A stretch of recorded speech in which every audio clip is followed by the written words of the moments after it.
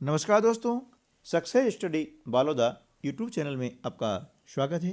आज के इस कालखंड में हम प्रतिभा पर्व मूल्यांकन सीट 2021-22 के अंतर्गत कक्षा 8 विषय गणित के प्रोजेक्ट कार्य को हम कैसे हल करें, इस बारे में हम बातचीत करने वाले हैं। यह प्रतिभा पर्व का खंड ब है। खंड अ में जो है आपको प्रश्नोत्तर दिए हैं, जिसको अब अलग से हल कर रहे होंगे, ठीक है ना, या कर लिया होगा। इस प्रोजेक्ट में 2 प्रश्न दिए गए हैं और उसके पूर्णांक रहेंगे 20। इस प्रोजेक्ट कार्य को आप जो है अपने माता पिता, भाई बहन, है ना, घर में अपने दादा दादी, किसी का भी सहयोग लेकर के इस कार्य को पूर्ण कर सकते हैं। इसमें जो वस्तुएं दी गई है, जो कार्य दिया गया है, वो खुद भी करें। जैसे कि वस्तु की लंबाई नापनी है तो खुद नापें और सीखें, है ना, कि नाप हम कैसे करें, ठीक है ना, मीटर में कैसे करें, सेंटीमीटर कैसे करें, ये कार्य आपको सब सीखना है। तो चलिए, ये वीडियो आपके मार्गदर्शन के लिए है, ताकि आप जो है प्रोजेक्ट कार्य आसानी से कर सकें, ठीक है ना। कुछ चीज़ें यहाँ पर ऐसी दी गई हैं जो आपकी बुक्स में नहीं है, लेकिन आपको अपने जो माता पिता है, दादा दादी है, उनसे पूछना पड़ सकता है, या उनसे जानकारी नहीं मिले तो आप नेट के माध्यम से भी सर्च कर सकते हैं, ठीक है ना, और यहाँ पर लिख सकते हैं। यही प्रोजेक्ट कार्य का मकसद है कि आप अपने कौशल को बढ़ाएं, ठीक है ना। तो जैसे यहाँ पर आपको दिया गया है कि विद्यार्थी कक्षा 6, 7, 8 की गणित विषय की पाठ्य पुस्तकों तथा अन्य माध्यमों की सहायता से किन्हीं 3 गणितज्ञों की जानकारी एकत्र करके नीचे दी गई सारणी को पूर्ण करें एवं निम्नलिखित प्रश्नों को उत्तर दीजिए, ठीक है ना। तो यहाँ पर एक सारणी दी गई है, इसमें आपको विभिन्न प्रकार के कॉलम दिए गए हैं, इनको फिलअप करना है। तो महान गणितज्ञ हैं, आपने 6ठी पढ़ा, 7वीं पढ़ा और 8वीं में भी जो है पढ़ा है। तो उसके अंतर्गत गणितज्ञ के नाम दिए गए हैं। अब यहाँ नाम लिखें। जिसे यहाँ लिखा हमने श्रीनिवास रामानुजन। इनका जो जन्म तिथि है 22 दिसंबर 1887। जन्म स्थान इनका है तमिलनाडु। शिक्षा इनकी हुई है कैम्ब्रिज विश्वविद्यालय में। और गणित में इनका योगदान क्या हुआ है, तो इन्हें पाई का अध्ययन किया है और गणितीय विश्लेषण इन्होंने काफ़ी अच्छे तरीके से किया है ना। तो ये हमारे भारतीय गणितज्ञ हैं, ठीक है। उसके बाद में आता है नाम आर्यभट्ट का, जिनका जन्मतिथि दिसंबर 476 ईस्वी में है ना, और इनकी तारीख ज्ञात नहीं है, ठीक है ना। जन्म स्थान इनका है पाटलिपुत्र, है ना, पटना, ये बिहार में स्थित है। पाटलिपुत्र जो है पहला प्राचीन नाम था, बाद में आज के उसका नाम है पटना, है ना, जो कि बिहार राज्य में स्थित है। और इन्होंने शिक्षा ग्रहण की थी नालंदा विश्वविद्यालय में, और इन्होंने अंकगणित, बीजगणित से संबंधित बहुत सारे जो है कार्य किए हैं, है ना। तो इनका गणित में काफ़ी अच्छा योगदान है। उसके बाद में जो आते हैं गणितज्ञ, वे हैं ब्रह्मगुप्त हैं। इनका जन्म हुआ था 598 ईसा पूर्व, है ना, बहुत पुराने हैं। ये उज्जैन में इनका जन्म हुआ है।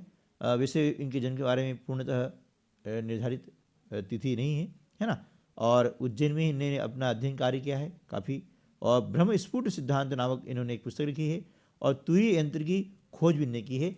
और उज्जैन में जो वेधशाला है, वहाँ पर जो तुरीय यंत्र आज भी आपको देखने को मिल जाएगा, है ना। कभी आप जाएं वेधशाला में तो देखें कि तुरीय यंत्र कैसा होता है और उसका क्या उपयोग होता है। वहाँ पर जो भी अधिकारी उपलब्ध होते हैं आपको जानकारी अवश्य देते हैं, ठीक है। अब इसी सारणी के आधार पर जो है आपको नीचे प्रश्नों के उत्तर लिखना है, ठीक है ना। दोस्तों, यदि आप अभी तक आपने चैनल को सब्सक्राइब नहीं किया है तो इसे सब्सक्राइब कर लीजिएगा, क्योंकि ये चैनल आपके लिए काफ़ी महत्वपूर्ण है और इसमें बहुत सारी जानकारियाँ आपको मिलेगी और मिली है ना, आगे मिलती रहेगी।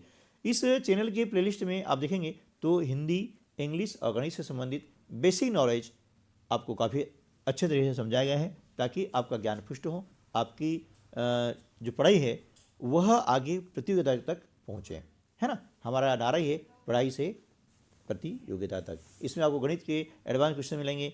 NMS जो एग्ज़ाम होती है ना, अब नाम सुना होगा, नेशनल मीन्स मेरिट, है ना, national means cum merit scholarship exam NMS, इसका भी फॉर्म भरा जा रहे हैं, आप फॉर्म भरें। और उसके लिए भी हमने पाठ्य सामग्री उपलब्ध करवा दी है। एक प्लेलिस्ट है, उससे आप वीडियो प्राप्त कर सकते हैं, और आगे मैं आपकी तैयारी करवाता रहूँगा, ठीक है ना। और ये तैयारी आपको आगे जाकर भी काम आने वाली है। जैसे व्यापक एग्जाम है, SSC है, CGL है, आदि परीक्षाओं में भी इनका उपयोग काफ़ी मात्रा में होता है, जो कि वीडियो में हमने दे रखे हैं। आप देखेंगे प्लेलिस्ट, उसमें पुलिस के लिए भी हमने, पटवारी भर्ती के लिए भी बहुत सारे वीडियो उपलब्ध करवाए हैं, और उनमें से कई प्रश्न आए हैं, ठीक है। तो चलिए अगला हम देखते हैं कि आपके घर से प्रत्येक गणितज्ञ के जन्म स्थान की अनुमानित दूरी लिखी है। देखिए अनुमानित दूरी है कि जैसे श्रीनिवास रामानुजन का जो जन्म स्थान की दूरी है वो लगभग 1350 किलोमीटर है, आपके यहाँ से कम या अधिक हो सकती है। और आर्यभट्ट की जन्म स्थान की दूरी है 1250 किलोमीटर, है ना। ब्रह्मगुप्त के जो जन्मस्थली है उनकी दूरी है लगभग 60 हमारे यहाँ से, है ना। आपके यहाँ से जो है कम या अधिक हो सकती है, आप लिख देंगे। दूसरा प्रश्न ये है कि आपके घर से प्रत्येक गणितज्ञ के जन्म स्थान की दिशा लिखी है। तो देखिए हमारे यहाँ से श्रीनिवास रामानुजन के जन्म स्थान की दिशा है दक्षिण, आर्यभट्ट और ब्रह्मगुप्त के जन्म स्थान की दिशा है उत्तर, ठीक है। किन किन गणितज्ञों का जन्म ईसा पूर्व हुआ है और किन गणितज्ञों का जन्म ईसवीं शताब्दी में हुआ है। तो देखिए ब्रह्मगुप्त का जन्म हुआ है ईसा पूर्व, है ना, और आर्यभट्ट और श्रीनिवास रामानुजन का जन्म हुआ है ईसवीं शताब्दी में हुआ है, ठीक है ना। चलिए अगला प्रश्न है कि विद्यार्थी अपने घर या आसपास के परिवेश से 10 वर्गाकार या आयताकार वस्तुओं का चयन करें। वह चयनित वस्तुओं की लंबाई और चौड़ाई माप कर निम्नलिखित सारणी को पूरा करें, है ना। आपके घर में जो भी आयताकार वस्तुएं उपलब्ध हैं या वर्गाकार उपलब्ध हैं उनको यहाँ पर लिखें और लिख करके उनकी लंबाई नापें और लिखें, वस्तु की चौड़ाई नापें, है ना। परिमाप कैसे निकालते हैं वो मैं आपको बताता हूँ, और क्षेत्रफल कैसे निकालते हैं वो आपको मैं एक उदाहरण के द्वारा समझा देता हूँ, ताकि आपको परिमाप निकालना और क्षेत्रफल निकालना आसानी से आ जाए। जैसे बिस्किट है, आप मान लीजिए ये बिस्किट है, ये लंबा है और ये चौड़ा है, ये हो गया आयताकार। बिस्किट कैसा होता है, आयताकार होता है। तो लंबाई में चौड़ाई जोड़ दें और उसमें 2 का गुणा कर दें तो निकल आएगा आपका परिमाप, ठीक है ना। और हमें निकालना है क्षेत्रफल, तो क्या करें, लंबाई में चौड़ाई गुणा कर दें। देखिए ये 7 है और चौड़ाई कितनी है, 3 है ना। तो देखिए पहले हम ज्ञात करते हैं परिमाप। तो 7 और 3 को हमने जोड़ दिया, कितना आ गया 10। अब 10 में क्या करें, 2 का गुणा कर दें, कितना हो जाएगा 20। ये 20 सेंटीमीटर आपको क्या हो गया, परिमाप हो गया, ठीक है ना। चलिए अब हम करते हैं क्षेत्रफल। तो लंबाई कितनी है 7 सेंटीमीटर, चौड़ाई कितनी है 3 सेंटीमीटर। तो क्या करेंगे, क्षेत्रफल ज्ञात करना है तो लंबाई में चौड़ाई का गुणा कर दे आप, 7 या 21 वर्ग सेंटीमीटर। ध्यान रखना है जब भी बात आती है क्षेत्रफल की तो वहाँ पर वर्ग शब्द जुड़ जाता है बस। अब इसका इकाई जो भी आएगी कि वर्ग इकाई, यानी सेंटीमीटर है उत्तर आएगा वर्ग सेंटीमीटर, लंबाई चौड़ाई मीटर में है तो उत्तर आ जाएगा वर्ग मीटर में, लंबाई चौड़ाई यदि फीट में है क्षेत्रफल आ जाएगा वर्ग फीट में। क्लियर। चलिए तो इस प्रकार से आप जो है यहाँ पर क्षेत्रफल निकाल सकते हैं।